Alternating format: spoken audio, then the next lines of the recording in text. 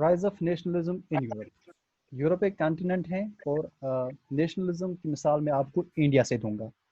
Nationalism की जब हम बात करते हैं तो ये वही दौर स्टार्ट करेंगे हम जब से हिंदुस्तान में या इंडिया में गांधी जी आया, ताकि वो एक अलग से नेशन स्टेट बनाए। नेशन स्टेट और नेशन में फर्क होता है। नेशन स्टेट वही स्टेट्स हो गए या वही कंट्रीज हो गए जिनमें लोगों की एक अच्छी खासी आइडेंटिटी होगी, या जो लोग वहाँ पे कॉमन या तो हिस्ट्री शेयर करते होंगे या कोई और चीज़, या इन नक्शल हम कहेंगे कि नेशनलिज्म या नेशनल या नेशन स्टेट वो चीज़ है जिसमें लोग जो है एक कॉमन हिस्ट्री के साथ जुड़े होंगे। Rise of nationalism in Europe की बात अगर करेंगे तो यूरोप में हमने देखना है इस यूनिट में कि यूरोप में कैसे नेशनलिज्म आ गया। यानी कि इट मीन्स नेशनलिज्म से पहले वहाँ पे नेशनलिज्म नहीं था। नेशनलिज्म से पहले वहाँ पे क्या था, क्या आरिस्टोक्रेसी वहाँ पे थी, क्या वहाँ पे हिटलर जैसा रूल था, वहाँ पे क्या था, वो पूरा हम इस यूनिट में पढ़ेंगे। 1848 की बात है जब एक आर्टिस्ट होते हैं जिनका नाम फ्रेडरिक सोरियो होता है, वो एक पेंटिंग क्रिएट करते हैं। पेंटिंग में वो कुछ चीज़ें दर्शाता है, जैसे कि डेमोक्रेटिक एंड सोशल रिपब्लिक। तब जाके जो यूरोप की जो मेजर कंट्रीज होती है, या यूरोप हम इन पर्टिकुलरली अब यूरोप की बात करेंगे तो यूरोप जो है तब जाके आज़ाद नहीं था, क्योंकि यूरोप में डिफरेंट एम्परर्स या डिफरेंट लोग जो है रूल करते थे, और वहाँ पे डेमोक्रेसी टाइप गवर्नमेंट नहीं थी, वहाँ पे रिपब्लिक टाइप गवर्नमेंट नहीं थी। तो फ्रेडरिक सोरियो एक ऐसा ही ख्वाब देखते हैं कि कब जो है, या जब मेरा यूरोप आज़ाद होगा तब हमारे यूरोप में कौन कौन सी चीज़ें होगी। Artist of the time of the French revolution personified liberty as a female figure. तब जाके जो आर्टिस्ट थे, आर्टिस्ट तो सार नहीं पाए, आर्टिस्ट कम गए, ठीक। तो जो तब जाके आर्टिस्ट थे, इन्होंने लोगों को पहले कंसेप्ट समझाना था कि आज़ादी हो क्या गई, नेशनलिज्म हो क्या गई। और वहाँ से लोग जो है वो तो लिटरेट भी नहीं थे, इलिटरेट लोग थे, और ये बहुत ही ज़्यादा डिफिकल्ट काम था तब कि अब जो है लोगों में एक कंसेप्ट क्रिएट करना है नेशनलिज्म का, जो लोगों को पता ही नहीं है कि नेशनलिज्म हो क्या गया। तो फिर आर्टिस्ट ने एक चीज़ को अडॉप्ट किया और उन्होंने पेंटिंग को अडॉप्ट किया। अब उन्होंने पेंटिंग के जरिए लोगों को समझाने की कोशिश की कि नेशनलिज्म हो क्या गया। तो पहले ही जो इन्होंने चीज क्रिएट की, आज़ादी की, और उस आज़ादी को इन्होंने पर्सोनिफाई किया एक फीमेल फिगर के साथ। इस चीज के पीछे भी एक हिस्ट्री है कि फीमेल फिगर के साथ इस चीज को पर्सोनिफाई क्यों किया गया। क्योंकि क्योंकि तब जाके जो है फीमेल्स पे बहुत ज्यादा जुल्म हुआ करता था, और लोगों को ये बात इजीली समझ आई कि अगर फीमेल आजाद हुई तो वो कौन कौन सी चीजें जो है एंजॉय कर सकती है। तो आर्टिस्ट ने इसी चीज का फायदा उठा के इस चीज को फिर पर्सोनिफाई किया, और फिर लिबर्टी, जिसे हम अभी लंदन में देखते हैं, लंदन लंदन में भी है वो figure of liberty, female figure है वहां पे। तो उस चीज से फिर लोगों को उन्होंने समझाया।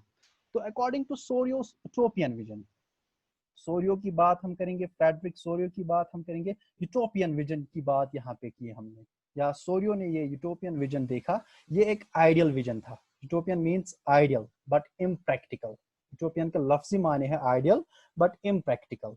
आइडियल का मतलब हो गया उम्दा, इम्प्रैक्टिकल यथिस वन इंग्लिश लैंग्वेज मजन या यथिस इंग्लिश पोइट्री मजन वन फिक्शस, यानी कि ये ख्याली है। ये आइडिया जो था इस सोरियो का, एक नेशनलिज्म क्रिएट करना, एक आज़ाद कौम क्रिएट करना, ये अगरचे आइडियल था, अगरचे ये उम्दा आइडिया था, लेकिन अभी ये इम्प्रैक्टिकल था। इम्प्रैक्टिकल मीन्स अभी जो है ये फिक्शस था, खाली इसके दिमाग में था, अभी ये प्रैक्टिकली जो है ग्राउंड लेवल पे नहीं आया था।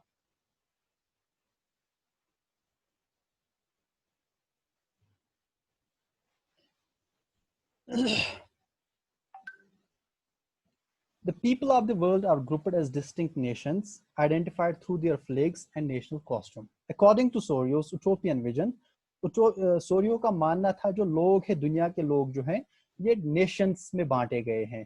इनकी डिफरेंट आइडेंटिफिकेशन होती है डिफरेंट चीज़ों से, जैसे कि कंट्रीज की आइडेंटिफिकेशन अगर तो याद आसि हिस्ट्री हंदिस गोडनिकसी पेजस पे सो इमेज आम बनाने यथ मज डिफरेंट कंट्रीज एक लाइन मज आम सलिम डिफरेंट कलर्स लगित, डिफरेंट कलर्स डिफरेंट फ्लैग्स या डिफरेंट ड्रेसेस लगित। इन चीज़ों से क्या पता चलता है, डिफरेंट फ्लैग से या डिफरेंट कॉस्ट्यूम से, इनकी अलग अलग आइडेंटिटी, अलग अलग नेशनल आइडेंटिटी। अगर हम अभी इंग्लैंड और इंडिया को देखेंगे, इस चीज को अंडरस्टैंड करने के लिए इंडिया और इंग्लैंड की मिसाल देंगे। इंग्लैंड का एक अलग ड्रेस कोड है और इंडिया का एक अलग ड्रेस कोड है, तो इट मींस इस ड्रेस कोड से भी लोग जो है जुड़े हुए हैं, इस ड्रेस से भी इन लोगों की आइडेंटिफिकेशन होती है, इस ड्रेस से भी हमें पता चलता है कि ये बंदा किस कंट्री से है और ये बंदा किस कंट्री से है। अब हम इस चैप्टर की बात करेंगे, अभी हमारा इंट्रोडक्शन ही जा रहा है, अभी हमारा ट्रायल बेसिस पे जा रहा है। अगर आपको समझ ना भी आए तो आप टेंशन ना ले, क्योंकि अभी हम जो है राउंड रफली इस चीज को कैच करने की कोशिश कर रहे हैं जो हमने विंटर्स में छोड़ा था। आपको भी टाइम लगेगा कैच करने में, मुझे भी टाइम लगेगा, क्योंकि मैंने आज मतलब तब छोड़ा था, आज ले लिया। This chapter will deal with many of the issues visualized by Sawyer. इस यूनिट में the rise of nationalism in Europe में हम बहुत सारे मुद्दों पे बात करेंगे, उन मुद्दों पे जो विजुअलाइज किए थे किसने, फ्रेडरिक सोरियो ने, जिनका ख्वाब फ्रेडरिक सोरियो ने देखा था। वो क्या ख्वाब थे? During the 19th century, nationalism emerged as a force which brought about sweeping change in the political and mental world of Europe. Frederick Sorio का मानना है, या पर्टिकुलरली हम इस यूनिट में देखेंगे कि 19th सेंचुरी के आगाज में, 19th सेंचुरी वो सेंचुरी होगी जो 18th या 1800 से स्टार्ट होती है अप टू 1899 तक, 1800 से लेके 1899 तक को हम 19th सेंचुरी कहते हैं। इस सेंचुरी में क्या हुआ, इस सेंचुरी में पूरे यूरोप में एक चेंज आई, स्वीपिंग चेंज मींस एक कंप्लीट चेंज आई। किसमें? पॉलिटिकल एंड मेंटल वर्ल्ड में, पॉलिटिकल सिस्टम में, यानी कि जहां पे पहले एरिस्टोक्रेसी थी वहां फिर शिफ्ट हुआ डेमोक्रेसी की तरफ, और लोगों की मेंटलिटी में भी चेंज आई। जो लोग पहले आगे आप कंजर्वेटिव्स पढ़ेंगे, लिबरल्स पढ़ेंगे, कंजर्वेटिव्स की एक अलग अपनी सोच थी और लिबरल्स की एक अपनी अलग सोच थी, वही चेंज आई, वही मेंटल चेंज आई 19th सेंचुरी में यूरोप में, कि लोग जो है कंजर्वेटिव से शिफ्ट हो गए लिबरल्स की तरफ, और कुछ लोग लिबरल्स से कंजर्वेटिव्स तो नहीं हुए, लेकिन हम यहाँ पे कह सकते हैं इस पॉइंट को अंडरस्टैंड करने के लिए, क्योंकि मेंटल वर्ल्ड में चेंज आई। तो फिर इन चेंजों से क्या हुआ, इन चेंजों से इस यूनिट में हम पढ़ेंगे the end result of these changes was the emergence of the nation state in the place of the multinational dynastic empires of Europe. फिर फाइनली 19th सेंचुरी में जब ये चीजें वजूद में आई, जब ये चेंज वजूद में आई, जब ये इश्यूज डिस्कस किए गए, जब बहुत सारे लोगों ने लोगों को इम्प्रेस करने की कोशिश की या एडुकेट करने की कोशिश की कि नेशनलिज्म हो क्या गया, फिर फाइनली इस चीज को अंडरस्टैंड करने के बाद पूरे यूरोप में एक चेंज आई। वो चेंज क्या थी? That was the emergence of nation states. कल को आपको एग्जाम में क्वेश्चन आएगा नेशन स्टेट, तो नेशन स्टेट और नेशन में बहुत ज्यादा फर्क है। नेशन स्टेट वही स्टेट्स हो गए जो कंप्लीटली डेमोक्रेटिक होंगे, और नेशंस हम कह सकते हैं कि 1947 से भी पहले भी इंडिया जो है एक नेशन ही था, और 1947 के बाद जो है इंडिया को हम नेशन स्टेट कह सकते हैं। तो नेशन स्टेट की यहाँ पे डेफिनेशन याद रखनी है, नेशन स्टेट्स वो स्टेट्स हो गए जो डेमोक्रेटिक हो, जिनमें एक पॉलिटिकल सिस्टम चलता हो, और नेशंस जो है वो इससे डिफरेंट है। इसकी मिसाल मैंने ये दी कि 1947 से पहले जो है इंडिया नेशन था, फिर 1947 के बाद जो है इंडिया कन्वर्ट हो गया नेशन स्टेट में। तो वैसी ही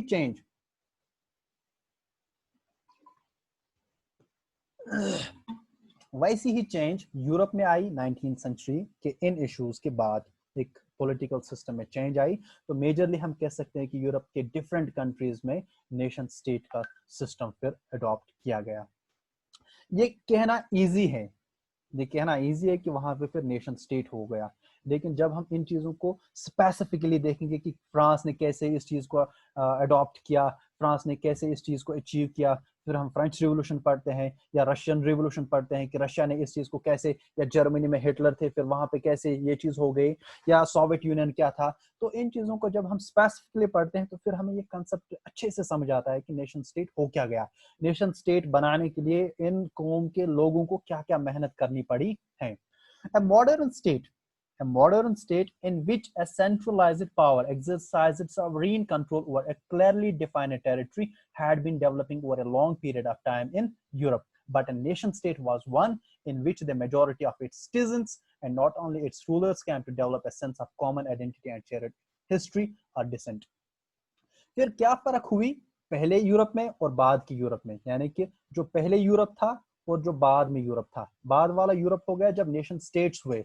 तो फिर इसमें एक मेजर डिफरेंस ये थी कि लोगों को, सिटीजन्स को एक विकार मिला, सिटीजन्स को एक इज्जत मिली, सिटीजन्स के पास राइट्स आए, सिटीजन्स के पास ड्यूटीज आए। और वही चेंज इसमें देखने को हमें मिली कि यूरोप के डिफरेंट कंट्रीज में या पूरे यूरोप में लोगों को फिर इनके सिटीजन्स को राइट्स मिले। फिर सिटीजन्स ने अपने एंड से, अपने तरीके से अपनी कंट्रीज को बनाना शुरू कर दिया। This chapter will look at the diverse process through which nation states and nationalism came into being in the 19th century in Europe. इस पूरे चैप्टर में हम देखेंगे कि कैसे पूरे यूरोप में एक तो नेशनलिज्म का कंसेप्ट आया और नेशन स्टेट्स आए। पहले नेशनलिज्म आएगा, फिर नेशन स्टेट्स आएंगे। जब किसी के पास चाह होगी कुछ चीज अचीव करने की, फिर वो अचीवमेंट आएगी। तो नेशनलिज्म जो यहाँ पे है, ये भी एक सॉर्ट ऑफ चाह ही है, ये भी सॉर्ट वो इनकी चाहत थी कि नेशन स्टेट्स हो जाए। तो इस पूरे यूनिट में हम देखेंगे कि क्या इनका क्या। इज दिस कामरीना मोहद्दीन, ये है कोई अपने क्लास में? Yes sir. वही ना, अगर ना समझ आए सिवांत बेयर करना, क्योंकि अभी इसमें थोड़ा बहुत लगेगा ये।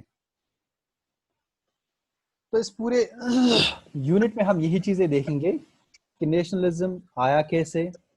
अभी जो है, अगर हम इस यूरोप की मिसाल इंडिया से लेंगे, इंडिया से इस चीज को, नेशनलिज्म को और नेशन स्टेट को अंडरस्टैंड करने की कोशिश करेंगे, तो नेशनलिज्म में आपको बोलूंगा कि चलो मानते हैं 1885 से पहले इंडिया का सिस्टम जो था इम्प्रैक्टिकल था, कहीं पे कोई आइडेंटिफिकेशन ही नहीं थी, डिफरेंट कम्युनिटीज थे, डिस्क्रिमिनेशंस थे। फिर 1947 के बाद या 47 से पहले, या हम डिफरेंट फेजेस पढ़ते हैं इंडियन हिस्ट्री के, तो जब गांधी जी इंडिया में आए तो इन्होंने फिर लोगों को पहले उजागर किया कि अगर हम आजाद कौम बनाएंगे तो हमारे आजाद कौम में फिर क्या क्या चीजें होंगी। तो उनको पहले समझाने की कोशिश की। फिर वो समझाने के लिए उन्होंने डिफरेंट मीडियम्स को यूज किया, जैसे कि उसने अपनी एक द हरिजन या डिफरेंट न्यूज़पेपर्स के जरिए लिटरेट लोगों को पढ़ाने की कोशिश की, उनको अंडरस्टैंड कराने की कोशिश की कि नेशनलिज्म हो क्या गया, आजाद कौम हो क्या गए। या जो डिफरेंट फोक्स थे वहां पे, इलिटरेट फोक्स थे, उनकी गैदरिंग्स में अपने आप को शामिल किया, वहां पे उनके सामने अपने स्पीच रखे, उनको मोटिवेट किया एक अलग कौम बनाने के लिए। और फिर अल्टीमेटली उस मोटिवेशन से 1947 के बाद जो है इसके फ्रूट्स हमें इंडिया में देखने को मिले। तो इस यूनिट में आगे हम अगर बढ़ेंगे तो French revolution and the idea of the nation. पहले हम स्टार्ट करेंगे यूरोप का, हमने देखा इन जनरल, अब हम पर्टिकुलरली फ्रांस का देखेंगे। फ्रांस एक कंट्री है, फ्रांस का देखेंगे कि फ्रांस में पहले क्या था और फिर वहां पे नेशन स्टेट कैसे क्रिएट हुए। द फर्स्ट क्लियर एक्सप्रेशन, किसी का ये शायद ऑन है इसलिए यहाँ पे शोर आ रहा है। The first clear expression of nationalism came with the French Revolution in 1789. अब हमें स्टार्ट करना है पर्टिकुलरली 1789 से, वहां से हमारी दौड़ स्टार्ट होगी इस यूनिट में। वहां से हमें देखने को मिलेगा कि कैसे ये रिवोल्यूशंस आए, नेशनलिज्म कैसे क्रिएट हो गए, फिर अल्टीमेटली नेशन स्टेटस कैसे बने। अगर हम इंडिया की बात करेंगे, अभी इंडियन कॉन्स्टिट्यूशन को देखेंगे, तो इंडियन कॉन्स्टिट्यूशन में भी ऐसे कुछ चीज बहुत ज्यादा अभी भी हैं या लाए गए जो फ्रांस से लाए गए थे। जब फ्रांस आजाद हुआ तो फ्रांस ने अपना एक सिस्टम अडॉप्ट किया, फिर उस सिस्टम से जो है इंडिया भी मुतासिर हुआ और फिर इंडिया ने भी उस सिस्टम को अडॉप्ट करने की कोशिश की। तो 1789 में फ्रेंच रिवॉल्यूशन आया, ये एक जनरल टर्म है। अब हम इसको स्पेसिफिकली देखेंगे कि 1789 से पहले फ्रांस की क्या सिचुएशन थी, फिर 1789 में अगर रिवॉल्यूशन वहां पे आया, अगर वहां पे आजादी आई तो किन लोगों ने वो आजादी लाई, किससे आजादी लाई, क्यों वो आजादी मांग रहे थे, इनके पास क्या आजादी नहीं थी, अगर नहीं थी तो उनके पास क्या था। तो इस पूरे चीज को हम इसमें देखेंगे। The political and constitutional change that came in the wake of the French Revolution led to the transfer of sovereignty from the monarchy to a body of French citizens. Monarchy यहाँ पे फिर से वर्ड हमें मिल रहा है आज, हमने इसको पढ़ा है। तो इस फ्रेंच रिवॉल्यूशन में क्या हुआ, एक चेंज हुआ, सिस्टम हुआ, ट्रांसफर हुआ पावर का, कहां से कहां तक, मोनार्की से लेके एक फ्रेंच सिटीजन्स तक, बॉडी ऑफ फ्रेंच सिटीजन्स। मैंने पहले ही ऊपर कहा था कि नेशन स्टेट्स क्रिएट करने के बाद जो है उन नेशंस के सिटीजन्स को एक राइट्स मिले थे, ड्यूटीज मिले थे। तो मोनार्की को हम यहाँ पे देखेंगे तो मोनार्की जो है यूजुअली एक खानदान रूल करता है, एक फैमिली रूल करती है, एक डायनास्टी रूल करती है कौम पे। जैसे मुगल्स थे, या जैसे कि वहां पे किसी को याद है वहां पे कौन सी फैमिली थी, बोरबान फैमिली वहां पे थी। तो मोनार्क्स हम उन्हीं को कहेंगे जहां पे यूजुअली एक बंदा या तो पावर की बेसिस पे, या तो किस बेसिस पे, या तो पावर की बेसिस पे, पावर दो तरीके के होंगे, फिर या तो वो अमीर होगा या तो फिर वो पावरफुल होगा। यानी कि जैसे कि अब हम आजकल कह रहे हैं कि बीजेपी के पास दोनों चीजें हैं, एक तो मैन पावर भी है, दूसरा पैसा भी है। तो इन्हीं दो बेसिस पे जो है मोनार्की रूल करता है। तो 1789 के बाद क्या हुआ, फिर फ्रेंच रिवॉल्यूशन में एक शिफ्ट हुआ, पावर में ट्रांसफर हुई from monarchy to a body of French citizens. ये बॉडी ऑफ फ्रेंच सिटीजन्स जो है यहाँ पे अंडरस्टैंड करना है, ये कॉमन मैसेज थे, फ्रांस के लोग थे जिनके पास फिर जो है सल्तनत आई, या जिससे हम कहेंगे जिनके पास फिर पावर आया अपना कौम क्रिएट करने का, अपना कौम या अपनी आइडेंटिफिकेशन डिसाइड करने की। The idea of the fatherland, the citizen, emphasized the notions of a united community enjoying equal rights under a constitution. इस फ्रेंच रिवॉल्यूशन के बाद क्या हुआ, फ्रांस में फादरलैंड का कंसेप्ट आया, सिटीजन्स का कंसेप्ट आया, कॉन्स्टिट्यूशन का कंसेप्ट आया। इन सब को मिला के एक कौम बनता है फिर, जिसमें सिटीजन्स को राइट्स होंगे, ड्यूटीज होंगे, एक कॉन्स्टिट्यूशन होगा जिसमें एक कंसेप्ट होगा मदरलैंड का। जैसे कि अभी हम यहाँ पे भारत माता की बोल रहे हैं, तो ये भी एक मदरलैंड का एक कंसेप्ट है। तो वैसा ही कंसेप्ट फ्रांस में भी आया लोगों में। हमने इसके बाद हमने देखना है कि लोगों में वो कंसेप्ट कैसे क्रिएट हो गए। लेकिन एंड पे जब हम बात करते हैं 1789 के बाद, जब फ्रेंच रिवॉल्यूशन कंप्लीट हुआ, तो फिर क्या क्या चेंजेस फ्रांस में आई। ये आपको थोड़ा बहुत या तो मे बी ड्राई लग सकता है, या आपको लगेगा कि इसमें बहुत ज्यादा पीछे छूट रहा है, क्योंकि ये मैंने पहले ही कहा, ये जो है नोट्स हैं, एग्जाम ओरिएंटेड नोट्स हैं, इसमें पॉइंट्स में बनाया गया है, ये रिविजन पॉइंट्स हैं। इट मीन्स कि यह आपने पीछे पढ़ा है, अब हम उन चीजों को रिकैप्सुलेट कर रहे हैं। रिकैप्सुलेट में हम ज्यादा जो है रिपीट नहीं करते, बल्कि मेन पॉइंट्स को रिकैप्सुलेट करते हैं। The Estates General was elected by the body of the active citizens and renamed the National Assembly. Estates General पहले था जब मोनार्की था, फिर इसी चीज को रिप्लेस किया गया। इसमें क्या हुआ, इसमें फिर इलेक्टेड मेंबर्स थे, इलेक्टेड सिटीजन्स थे, वो सिटीजन्स जिनको लोग अब रिप्रेजेंट करते थे। और मोमेंट हैज एंटर्ड द, ये कौन सा मोमेंट है अब,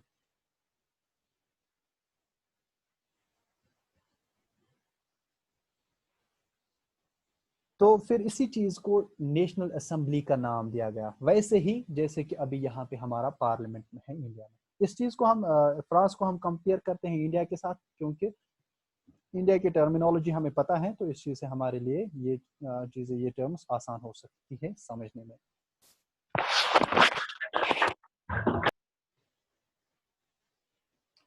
Internal customs duties and dues were abolished and a uniform system of weights and measures was adopted.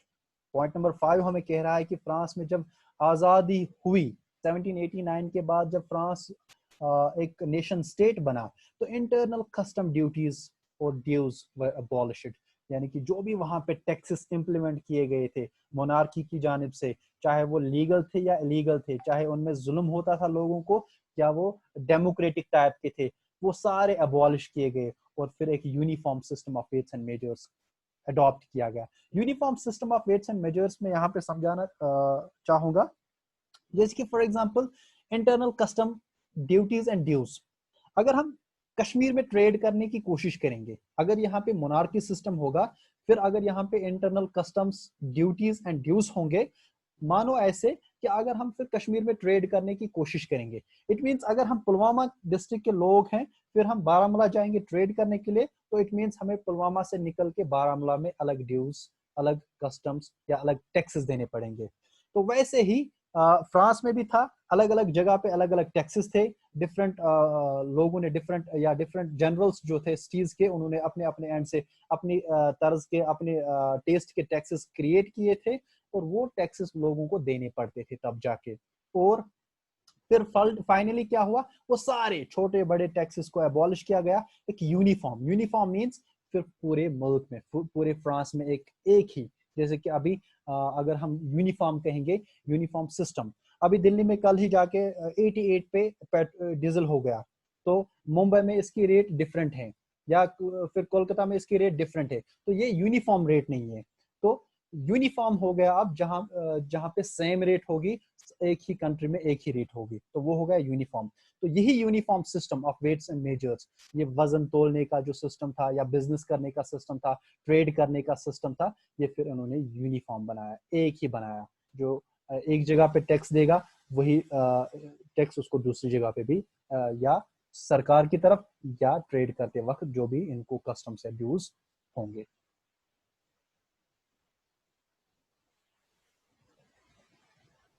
The revolutionaries further declared that it was the mission and the destiny of the French nation to liberate the peoples of Europe from despotism. अब हमें understand करना है इस चीज को। जब France आजाद हो गया, अब फ्रांस आजाद हो गया, फ्रांस ने अपना कॉन्स्टिट्यूशन अडॉप्ट किया, फ्रांस के सिटीजन्स को अपने राइट्स मिले, फ्रांस में एक अलग आइडेंटिफिकेशन मिली, फ्रांस में एक यूनिटरी कस्टम्स या यूनिटरी मेजर्स का एक सिस्टम अप्लाई हो गया, अडॉप्ट किया गया।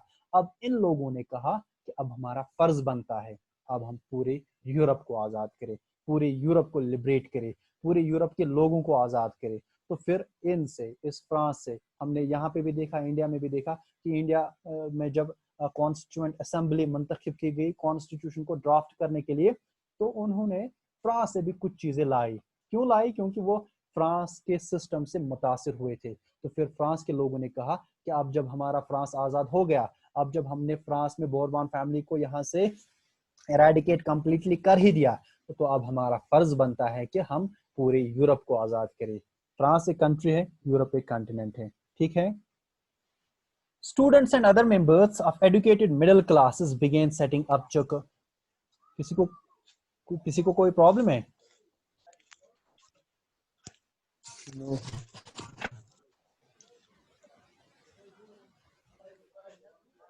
ये किसका ऑन है? आकिब।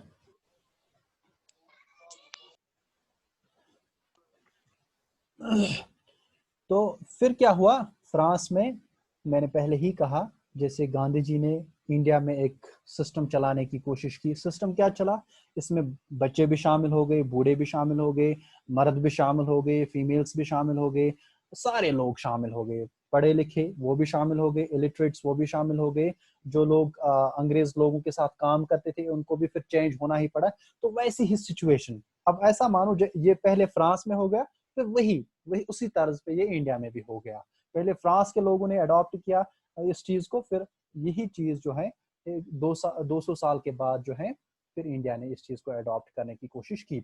अब जब फ्रांस ने डिसाइड किया कि अब हमारा फर्ज बनता है कि हम यूरोप के बाकी कंट्रीज को, या यूरोप की तब जाके अभी कोई कंट्रीज नहीं थी, तो यूरोप को भी हम आजाद करेंगे, डेस्पोटिज्म मुसीबत से हम बाकी यूरोप को भी आजाद करेंगे। फिर अलग तरह के क्लब्स बनने शुरू हुए, जैसे कि स्टूडेंट्स ने अपने क्लब्स, या एडुकेटेड मिडिल क्लास जो थे उन्होंने अपने क्लब्स बनाने शुरू किए। इसमें हमने यहाँ पे एक नाम लिया है, जैकोबिन क्लब। ये बहुत ज्यादा मशहूर क्लब था। इस जैकोबिन क्लब को आप आगे जाके पूरे यूरोप में देखेंगे कि कैसे इसने आजाद करने में बहुत ज्यादा अहम कलीदी किरदार अदा किया। तो इस जैकोबिन क्लब के मेंबर्स जो थे, एक तो स्टूडेंट्स थे और दूसरे एडुकेटेड मिडिल क्लास के लोग थे। अभी हम देख रहे हैं ऐसा क्लब कश्मीर में भी एक काम कर रहा है, या काम कर रहा था। जैसे कि यहाँ पे हमारे थे जमीयत इस्लामी। हम देखते थे कि जमीयत इस्लामी में, इस्लामिया ऑर्गेनाइजेशन में बहुत ज्यादा लोग एडुकेटेड हुआ करते थे, या उस ऑर्गेनाइजेशन में फिर स्टूडेंट्स भी ज्वाइन हुआ करते थे। फिर उनका एक अपना अलग मकसद था। लेकिन यहाँ पे मैं इस चीज को कंपेयर इसीलिए कर रहा हूँ ताकि आपको जैकोबिन क्लब की एक आइडेंटिफिकेशन समझ आए कि जैकोबिन क्लब क्या था। जैकोबिन क्लब वो क्लब था जिसके मेंबर स्टूडेंट्स थे या एडुकेटेड मिडिल क्लास के लोग थे। एडुकेटेड मिडिल क्लासेस के लोग का मतलब हो गया टीचर्स थे, डॉक्टर्स थे, लॉयर्स थे, यानी कि वो लोग जो मिनिस्टर्स नहीं थे, बाकी सारे ब्यूरोक्रेट्स थे, तो वही हो गए एजुकेटेड मिडिल क्लास के लोग. Their activities and campaigns prepared the way for the French armies which moved into Holland, Belgium, Switzerland and much of Italy in the 1790s. हमने देखा फिर इसके एक साल के बाद 1789 में हमने देखा फ्रांस आजाद हो गया. इसके ठीक एक साल के बाद क्या हुआ, फिर जैकोबिन क्लब्स का आगाज हो गया. फिर इसी क्लब्स ने या फिर इन्हीं ऑर्गेनाइजेशंस ने क्या काम किया, इन्हीं ऑर्गेनाइजेशंस ने फ्रेंच आर्मी को एक हेल्प की. क्या हेल्प की कि वो फ्रांस से बाहर जाके मूव करे. फ्रांस से कहाँ चले गए, फिर वो फ्रांस से वो निकल कर हॉलैंड चले गए, बेल्जियम चले गए, स्विट्जरलैंड चले गए और इटली में भी चले गए. और ये वही जमाना था, कौन सा जमाना, 1790s का. आज हम देख रहे हैं 2020 में हम देख रहे हैं ये सारे नाम, चाहे वो हॉलैंड हो, बेल्जियम हो, स्विट्जरलैंड हो या इटली हो, ये सारे आज के जमाने में कंप्लीटली नेशन स्टेट्स हैं. The French armies began to carry the idea of nationalism abroad. अब क्या हुआ कि इसने, अभी हम देख रहे हैं, मिसाल में यहाँ पे दूंगा अफगानिस्तान की.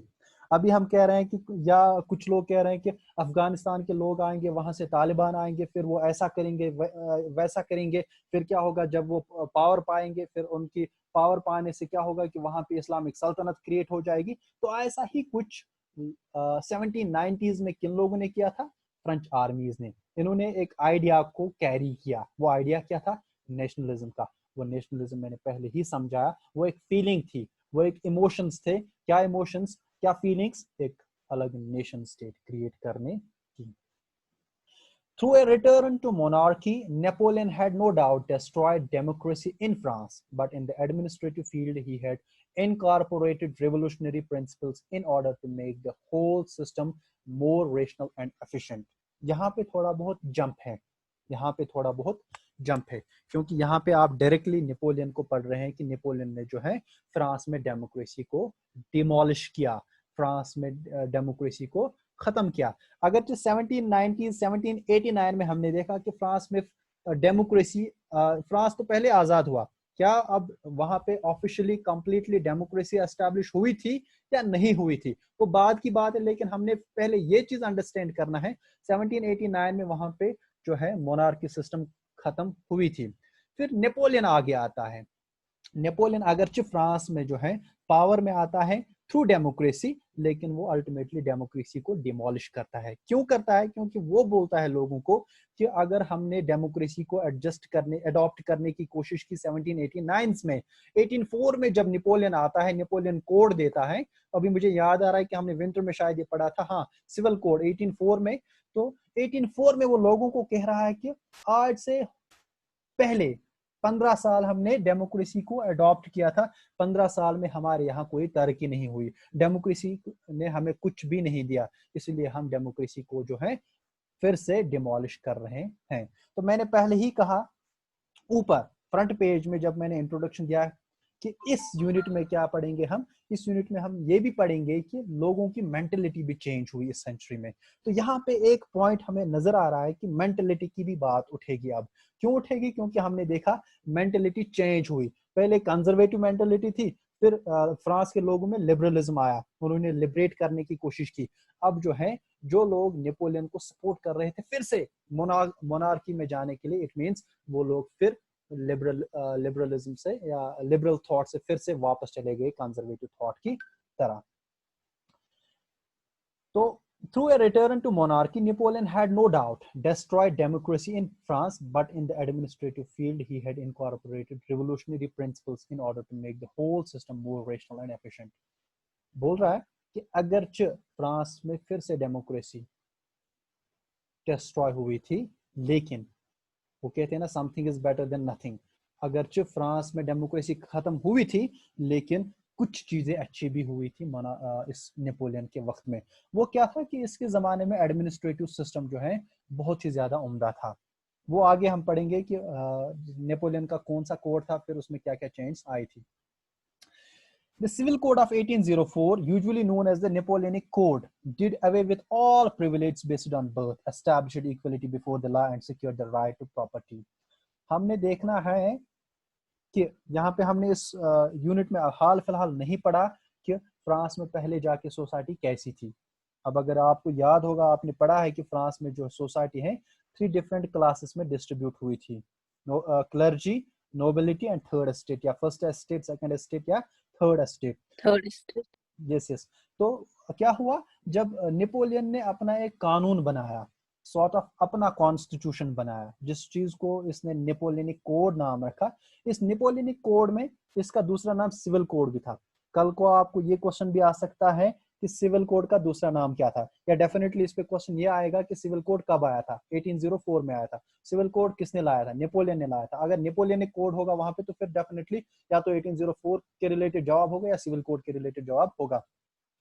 तो तब जाके जो है 1789 से पहले फ्रांस में बहुत ज्यादा प्रिविलेज थे। प्रिविलेज का मतलब हो गया, जो नोबिलिटी के घर में पैदा होता था बच्चा, वो पहले से ही नोबल बनता था। जो क्लर्जी के खानदान में बच्चे पैदा होते थे, वो पहले से ही क्लर्जी बनते थे। और जो थर्ड स्टेट, गरीब लोगों के घर में बच्चे पैदा होते थे, वो पैदा होने से पहले ही गरीब कहलाए जाते थे। तो इस चीज को इसने खत्म किया नेपोलियन ने 1804 के बाद, जो अपना कानून बनाया, जिस चीज का नाम था नेपोलियनिक कोड या सिविल कोड। इस कोड से क्या हुआ, सारे ऐसे प्रिविलेज बेस्ड ऑन बर्थ, यानी कि अब कौन किस खानदान से पैदा हुआ, ये सारे प्रिविलेज खत्म किए गए। एस्टैब्लिश्ड इक्वलिटी बिफोर लॉ, इसने कहा कि सारे लोग जो हैं अब equal before law. Equal before law का मतलब हो गया, जो भी कोई कास्ट रखता हो, जिस किसी की कुछ भी कास्ट हो, कोई भी कास्ट हो, चाहे वो कोई ब्राह्मण हो, चाहे वो कोई शूद्राज हो, चाहे वो कोई मल्क हो, चाहे कोई तांत्रे हो, जो भी हो, वहां पे सारे लोग सेम हैं। अब कोई क्लर्जी नहीं है, अब कोई नोबिलिटी नहीं है, अब कोई थर्ड स्टेट नहीं है। That's called equality before the law and secure the right to property. Right to property का मतलब हो गया, कोई बता सकता है राइट टू प्रॉपर्टी का मतलब क्या हो गया? तब जाके हमने यूनिट में देखना है अभी राइट टू प्रॉपर्टी का मतलब क्या हो गया। किसी को पता है?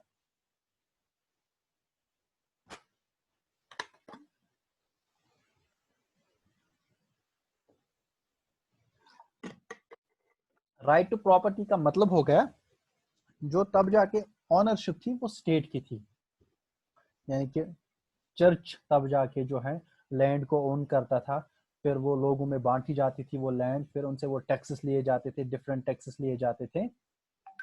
तो अब जो है नेपोलियनिक कोड के बाद, सिविल कोड के बाद, वो सारे चीज खत्म हो गए। स्टेट से लैंड से स्टेट का कंट्रोल खत्म हो गया। अब लोगों की ये पर्सनल प्रॉपर्टी बन गई। जैसे कि अभी हमारे यहाँ कोई किसी के फादर के पास 10 कनाल हैं, किसी के पास 20 कनाल हैं, तो वैसा ही कंसेप्ट तब जाके 1804 में फ्रांस में अडॉप्ट किया गया था नेपोलियन के जमाने में। Napoleon simplified administrative divisions, abolished the feudal system and freed peasants from serfdom and manorial dues. Napoleon ने अब काम क्या किया? अगर नेपोलियन ने डेमोक्रेसी को खत्म किया था, लेकिन नेपोलियन का जमाना जो था, नेपोलियन का रूल जो था, बहुत सारे लोगों के लिए राहत भी साबित हो गया। कैसे साबित हो गया? नेपोलियन ने काम किया, पहले ही एडमिनिस्ट्रेटिव डिविजन्स, डिफरेंट ब्यूरोक्रेसीज को अडॉप्ट किया, डिफरेंट सिस्टम्स को अडॉप्ट किया। जैसे कि अभी हम देख रहे हैं हमारे यहाँ पे तहसीलदार हैं, बीडीओ हैं, या सीएमओ हैं, सीईओ हो, सीईओ है, या हमारा यहाँ पे डीएम होता है, डिस्ट्रिक्ट मजिस्ट्रेट होता है। तो ऐसा ही कुछ सिस्टम वहां जाके नेपोलियन ने भी अडॉप्ट किया। Abolish the feudal system, zamindari system को खत्म किया कि किसी के पास 200 कनाल लैंड थी, 300 कनाल लैंड थी, फिर वो छोटे छोटे पीजेंट्स को रखते थे। फिर उनसे वो क्या इस पे ब्रोह बेगारी गसन, या यथ बड़ बड़ जमींदार लक्टन जमींदारन दिवान खन योतन, तो तिमन जमीन मज हेवान काम कर। सो सर्वडॉम क्या हो गया? सर्वडॉम वही हो गया कि वो जो लोग थे तिमन जेन जेन तिम नख योतन वसान, तिमन खन योतन दिवान तत, या यथ लागुन जमीन दिवान, पे दान मज नस्फ रटान, जमीन गए यहुंदे, ये नेरान तथ 1/3 गसान, या जो भी वहां पे सिस्टम था तब। तो ये सारे चीजों को खत्म किया नेपोलियन ने। सारे लोगों में अब जो है लैंड डिस्ट्रीब्यूट हुई, राइट टू प्रॉपर्टी अडॉप्ट किया गया, और एक एडमिनिस्ट्रेटिव डिवीजन को सिंप्लीफाई किया गया। ट्रांसपोर्ट एंड कम्युनिकेशन सिस्टम वो इम्प्रूव्ड। नेपोलियन के ज़माने में ही ये चीज़ें हम पढ़ रहे हैं। 1804 के बाद जब नेपोलियन ने अपना सिविल कोड लाया, फिर क्या क्या चीज़ें जो हैं फ्रांस में आई।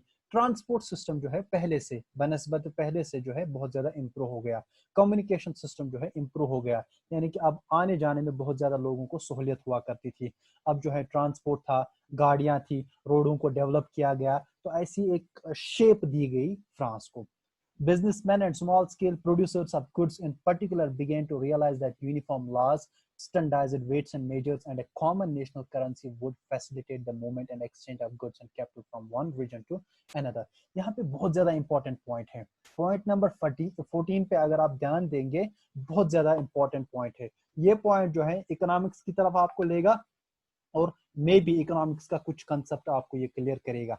बिजनेसमैन तब जाके जो स्मॉल स्केल प्रोड्यूसर्स थे या जो तब जाके लोग घर में काम करते थे या घर में कोई प्रोडक्शन करते थे, चाहे वो सीरियल्स की बात हो या किसी और ग्रेन्स की बात हो या बड़े बड़े इंडस्ट्रियलिस्ट्स की बात हो, तो इन्होंने इस चीज को समझा जो चीज नेपोलियन ने इंट्रोड्यूस की।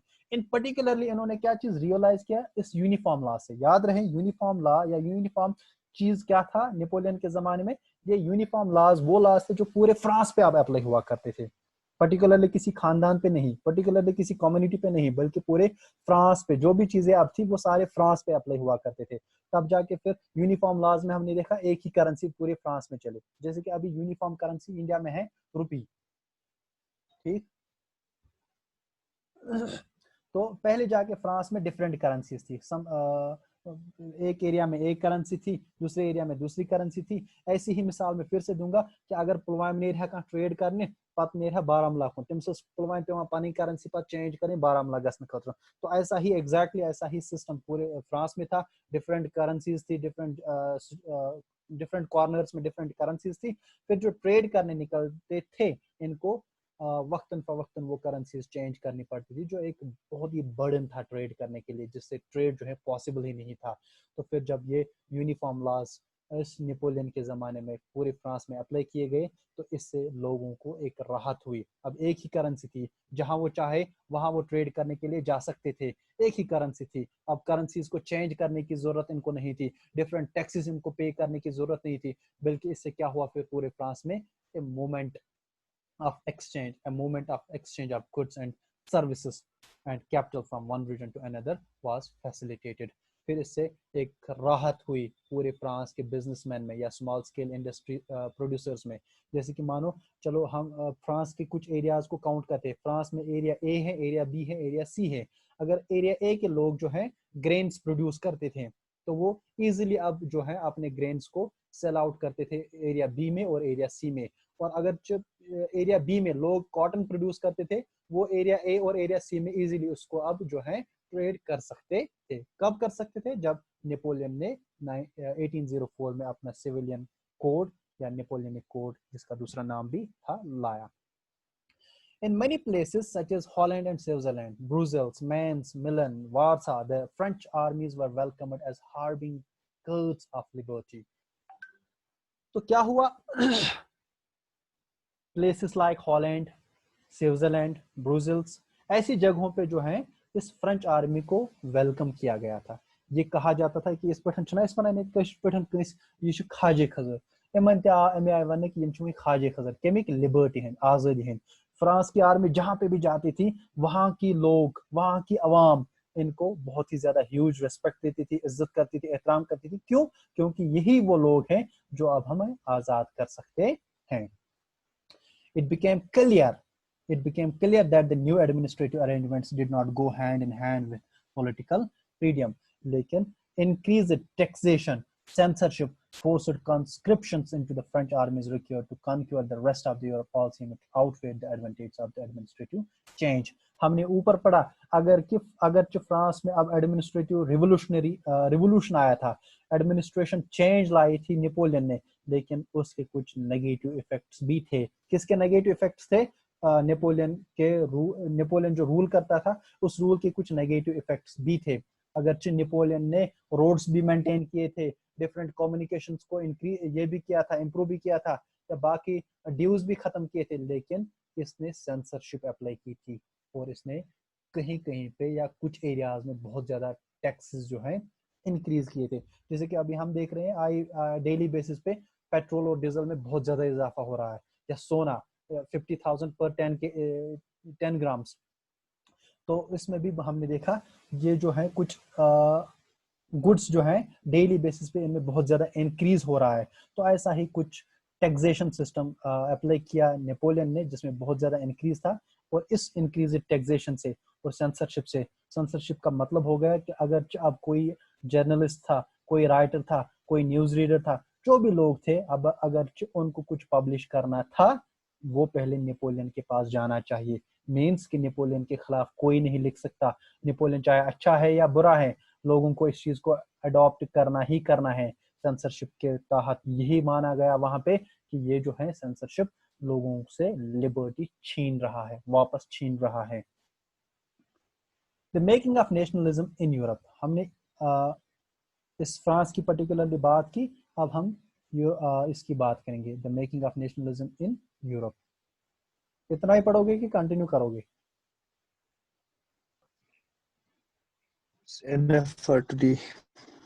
बिल्कुल, अब थोड़ा बहुत मुझे भी रिदम लेने में टाइम लगेगा और आपको भी अगर लग रहा है कि ये बहुत ही ज्यादा जंप मार रहा है तो पहले इन 2 यूनिट्स का हम ऐसे ही पढ़ेंगे, क्योंकि ये आपने पढ़ा है।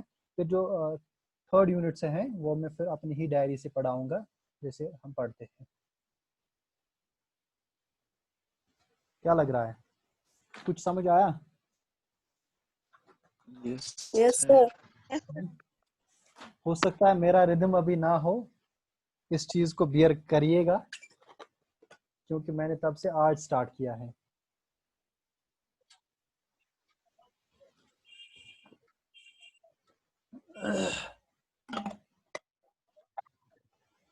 कोई क्वेश्चन, कोई चीज जो समझ ना आई हो, इजीली पूछ सकते हैं। इजीली अभी आप मुझे बहुत ज्यादा क्रिटिसाइज कर सकते हैं क्योंकि मैंने इसमें अभी रिदम ही नहीं पाया। कोई क्वेश्चन? नो।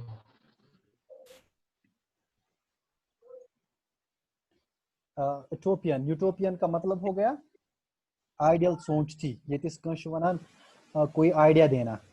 एक सेकंड।